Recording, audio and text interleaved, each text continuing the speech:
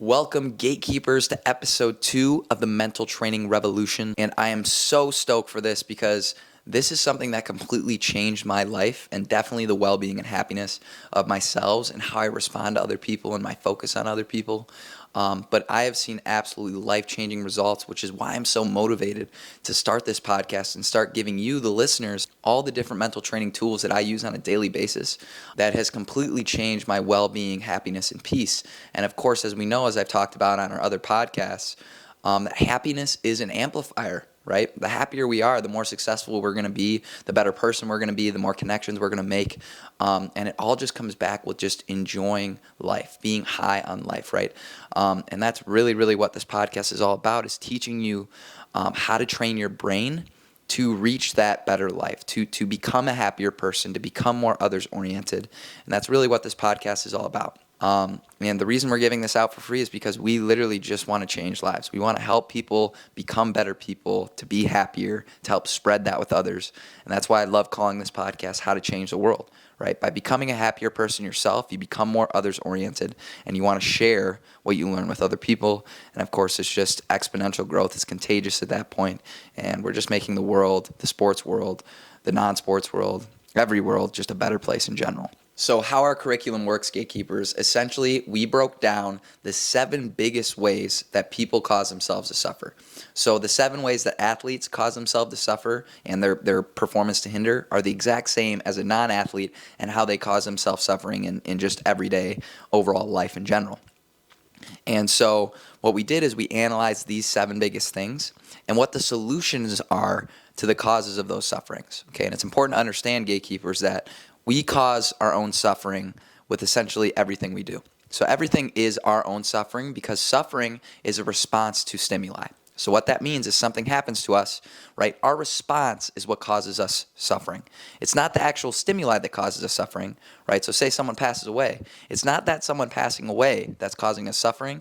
It's how we respond to it, right? And we're not saying, don't grieve that person or don't think about that person. I learned a lot about grief the hard way because of my father. But I've learned that suffering is a choice, essentially. Tons of us have habits, so it's very hard to call it a choice. But it is something we can train for to become more controllable than it is right now. But essentially, these 7 items that we picked out are the 7 biggest ways that we cause ourselves suffering, right? So those are the controllables, things we can change now to increase the well-being of ourselves. And so what we did is we found the 7 solutions, okay? And we broke these 7 solutions down into buckets. And we told ourselves, what are the mental training activities for these 7 solutions that we can build in a progressive and sequential manner to give our students and, of course, our listeners the best result. Okay, and that's what this podcast is going to be all about, breaking down those 7 things and 7 certain solutions, and specifically to some people that are struggling. And so I like to talk about the curriculum. It goes in waves, right? So they're not stages. So yes, there are 7 biggest ways that we cause ourselves suffering and 7 biggest solutions, but these aren't stages. So that doesn't mean we have to do step 1 first, okay? So essentially what waves are, how waves and stages are different, right? Waves seep in to each section, right? And so that doesn't mean you need concentration and mindfulness first before we move on to surrender and wisdom and responses. And you're going to learn more about these terms later. But essentially what I'm trying to say is if you're struggling with something specifically that's step 5 out of 7, right? That's okay to go to that one right away. And so that's why it's more about waves. It's not stages. All of them are interconnected and interwoven. So it's very hard for us to say, they need this first because it's going to differ from person to person.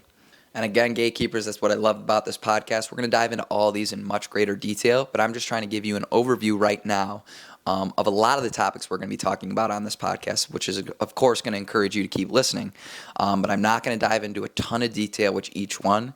And so if you're listening to one, you're like, dang, that sounds a lot like me, and I don't talk about it extensively, don't worry, we're going to get through all of this in tons of episodes of this podcast. The first and most common reason that athletes and people cause themselves their own suffering is something called identifying with thought.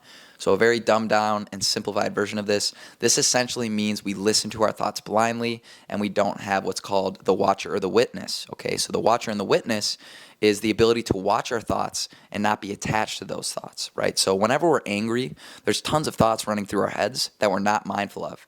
And whenever we have emotions from thoughts, that means we're identifying with the thought.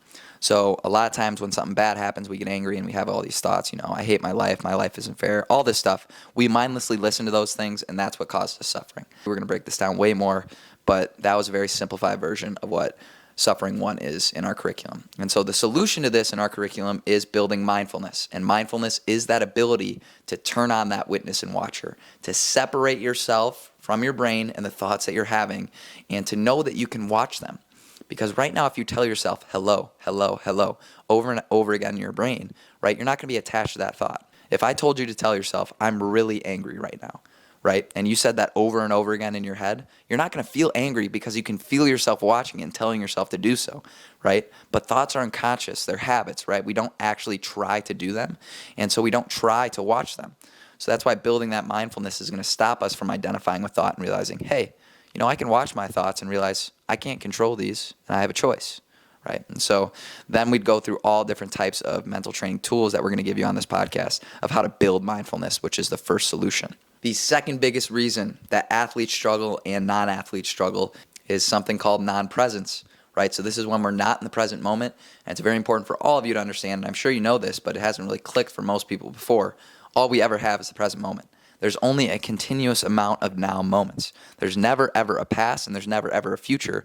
Those are just thoughts, and thoughts aren't real.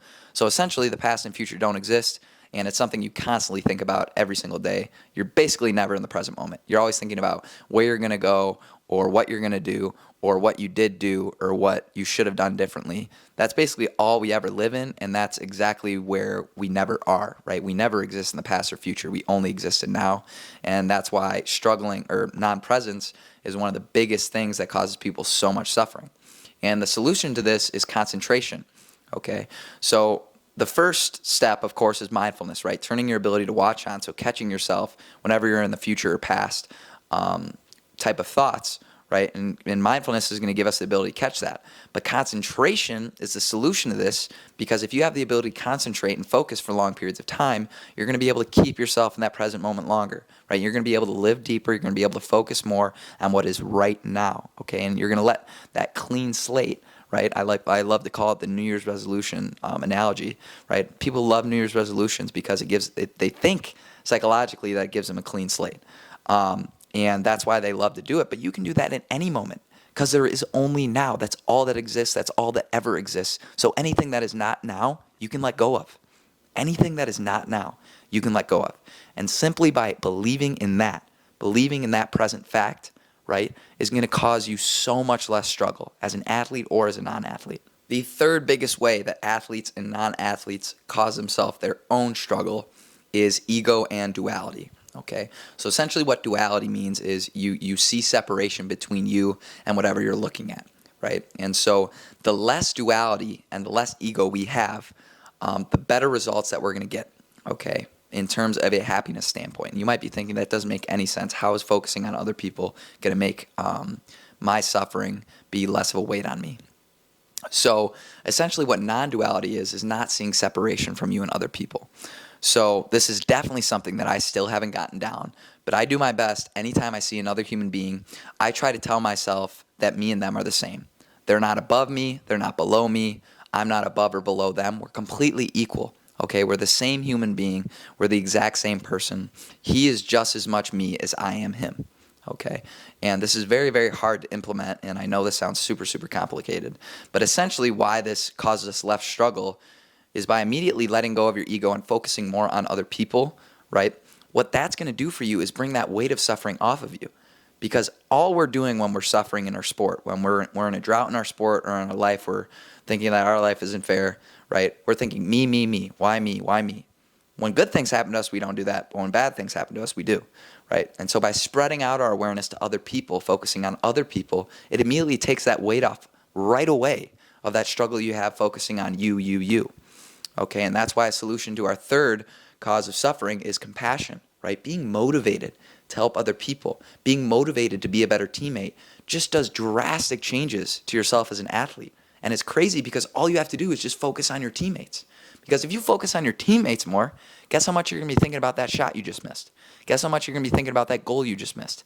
Guess how much you're going to be thinking about that putt you just missed, right? Even though golf is a one-man sport, you can still focus on other people.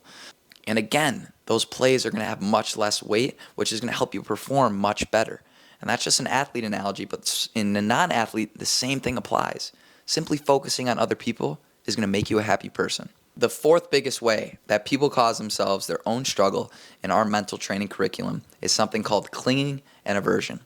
Okay, so essentially what human beings do as athletes and non-athletes at all times is you're trying to hold on to something that's good or you're trying to push away something that's bad.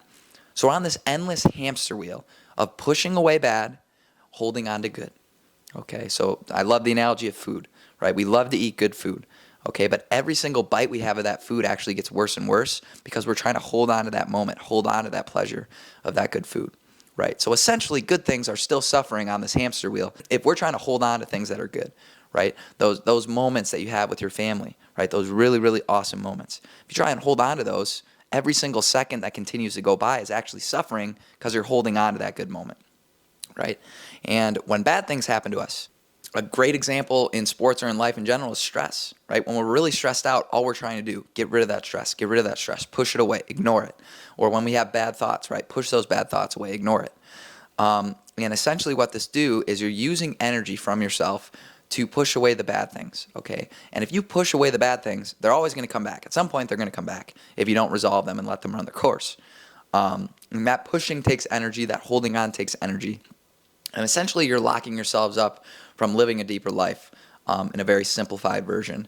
And the solution to this aversion and clinging is something called surrender. This essentially, gatekeepers, is where you find ultimate freedom. And this surrender step in our curriculum is getting you off that hamster wheel.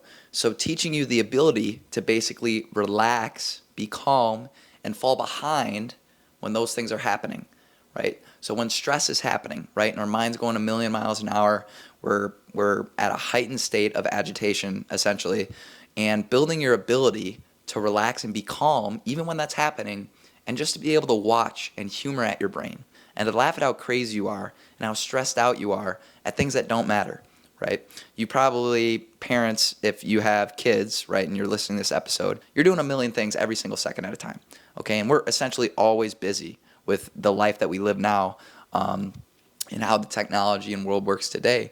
We're always next thing, and we're always moving at a very, very fast pace.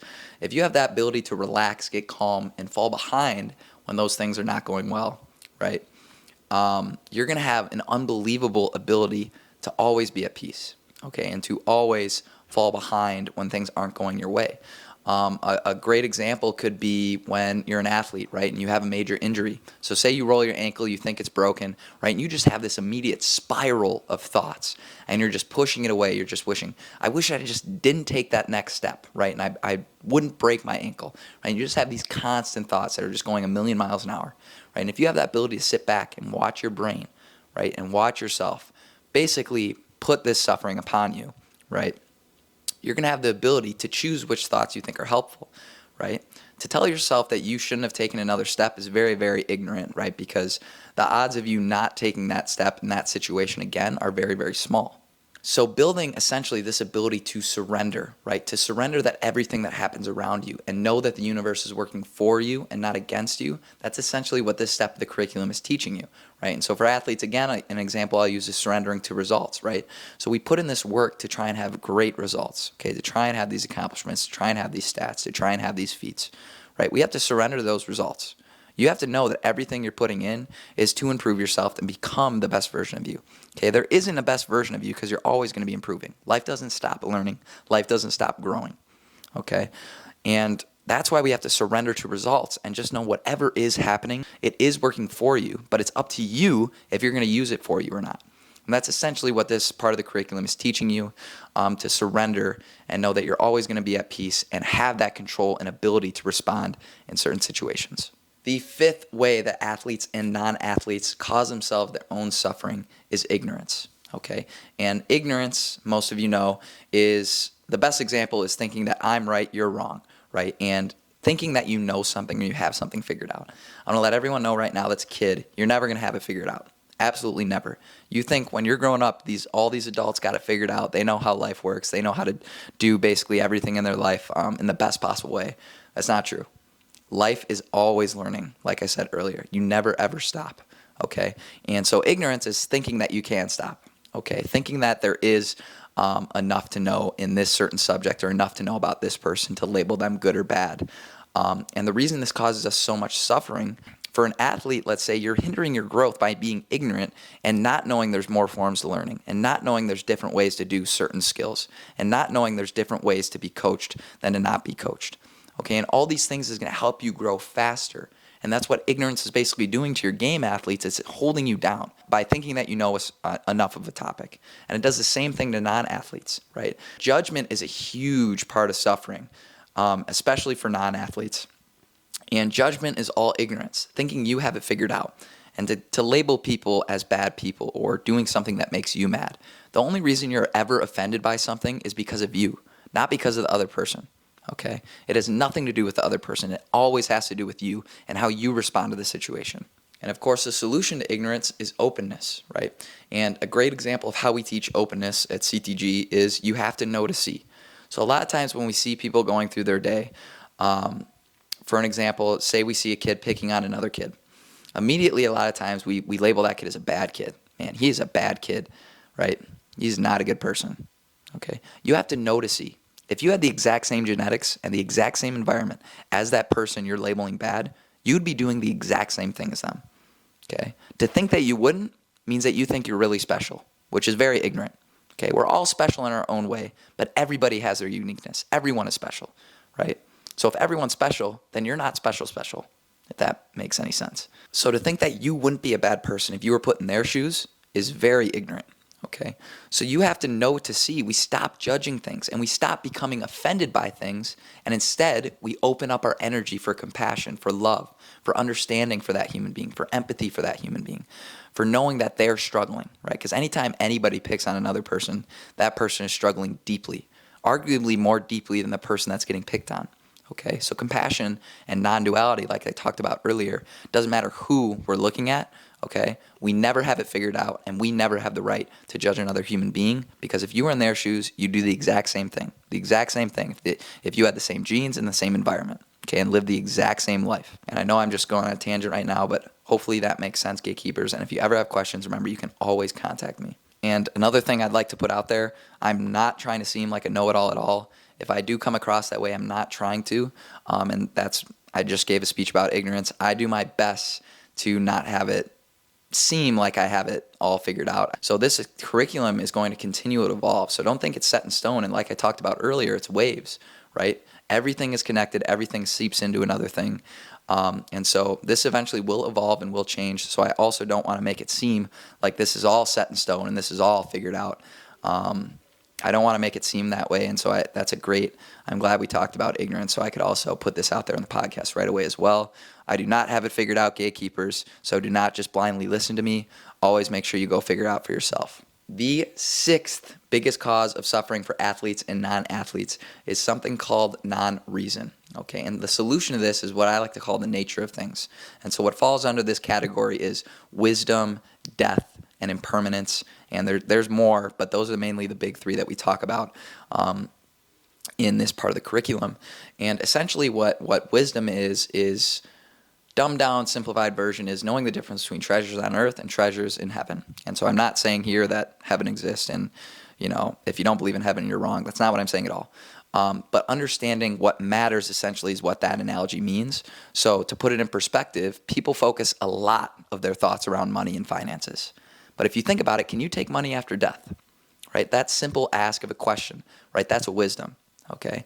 So should I be spending all my time thinking about something I can't have after death? Now, don't get me wrong, right? Having kids, having things to pay for, having bills to pay for, we need to think about those things to survive. But once you've reached that surviving limit, okay, it's proven that money's not going to give you more happiness, okay? And you definitely can't take it after death. So should we really continue to focus on more money, if we already have our stuff figured out, right? And that essentially is knowing the nature of things, having that wisdom, right? And the more wisdom we have, the better we're going to be able to respond to certain situations.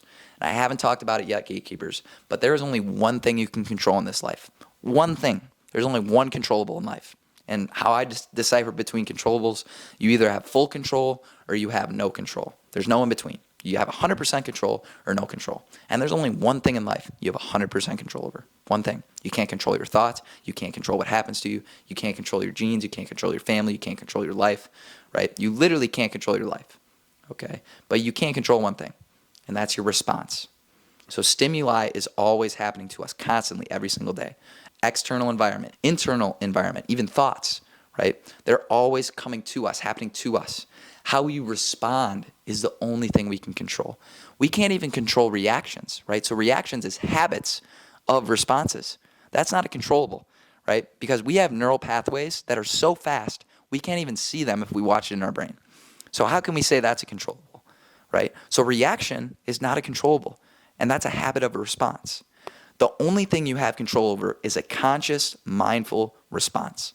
That's the only thing in life you have control over. Okay, and I'm going to talk about this a little more in a second, but I wanted to make that clear, and that's why learning about the nature of things, and that's another simple wisdom thing right there, knowing that's the only thing you can control, is a huge step in our curriculum. Okay, another example in the nature of things is death. Death is a very, very, very good thing to contemplate. Very good thing, okay? Because for me personally, in my life became 5 times more enriched after my dad passed. Okay, and everyone will look at me crazy when I say that, but his mortality made me realize my mortality.